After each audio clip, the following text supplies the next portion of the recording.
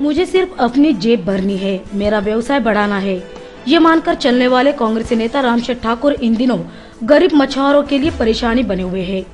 पहले मुहा गांव में जेटी बनाने के लिए खाड़ी में पत्थरों का भराव कर मछुआरों के साथ गैरबर्ताव करने वाले रामशेठ ठाकुर फिर एक बार उसी हरकत से चर्चा में आए हैं। घटना है उरण तालुका अंतर्गत कोमड़बुजे गाँव की। कोमड़बुजे गाँव में खाड़ी किनारे रामशेठ ठाकुर जेटी बनाने का काम कर रहे हैं, जिसके लिए रामशेठ ठाकुर ने मैंग्रोव के पौधों को नष्ट करने का प्रयास किया है। साथ ही खाड़ी में फिलिंग का भी काम किया जा रहा है, जिससे मछुआरों को कई समस्याओं का सामना करना पड़ रहा है। हमारी टीम जब कोमड़बुजे गांव में पहुंची तो इस दौरान मछुआरों का आक्रोश फूट पड़ा और उन्होंने रामशेठ ठाकुर की गलत नीतियों का विरोध किया। जागा ही खारपुटी वगैरे आता रामशेठ ठाकूर, उलव्यातले राजू खारकर यांनी सर्व तोडून दमदाटी करून आम्हाला धमकावून सर्व तोडून सांगितलं की आम्ही आता इथं जेटी करणारच। आणि आता आमचे वडील पंढरीनाथ कोली हे पूर्वीपासून इथं व्यवसाय करत आहेत, त्यांच्यावर आता उपासमार येणार आणि ते सांगतात की तुमची एक व्यक्ती इथं कामाला घेणार, त्यांना 5,000 रुपये पगार देणार। ते लोक दिवसाचा आमचा धंदा जवळजवळ 2 ते 3,000 रुपयाचा आहे। तर सदर आमच्या कोळी समाजावरती हा रामशेठ ठाकूर आता येऊन ठेपलाय आणि त्यांनी येऊन आम्हाला दम पण दिलाय का सदर आम्ही बोलते करणारच, जेटी इथं बांधणार। आणि हा आमचा कोळी समाजाचा पहिल्यापासून पारंपरिक धंदा आणि हा व्यक्ती असा बोललाय की तुम्हाला कामाला ठेवू एखादा माणूस, हे करू ते करू। पण आम्ही या व्यक्तीचा काय जर हा दादागिरी करून जर हा बांधत असेल तर आम्ही उग्र आंदोलन करू।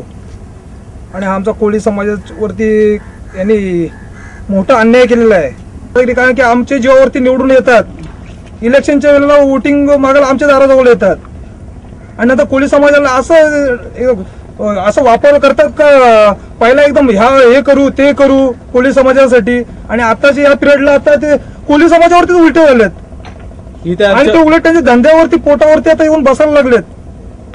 जवळजवळ बिचारे आता गरीब लोकही काय करणार। आता ही लोक अब्जाधीश झालेली आहेत आणि यांना काय गरज आहे का इथं खारपुटीवरती उड्या मारायची?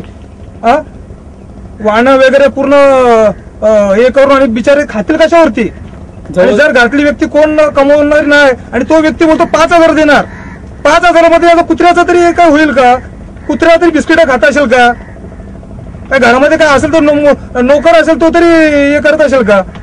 आणि तो 5,000 देणार, ते बिचाराचे 5-5 3-3 पोरं आता लग्नाची झाली, ते काय करणार तो व्यक्ती?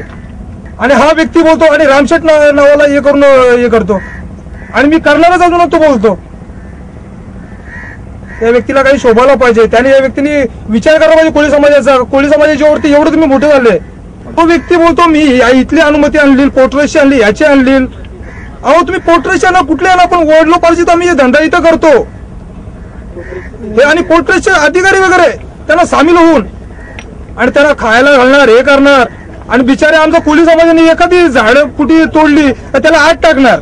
आमच्या वडिलांपासून आज बरीच वर्ष आमच्या वडिलांच्या पिढ्या गेल्यात, 5-6 पिढ्या गेल्या, तेव्हापासून आम्ही इथे धंदा करतो आणि कोण कोण आम्हाला इथे दमदाटी देतात आणि झाडात होतात कुठल्या ना कुठल्या टायमाला। आता गेल्या टायमाला पोट्रेशी बाई आली होती, पण इथे कोणी खारपुटी तोडली का आम्हाला सांगा, आम्ही तोडायला लागले का आमच्यावर कारवाई करतात आणि मोठे लोक येतात यांच्यावर काय नाही कारवाई करीत।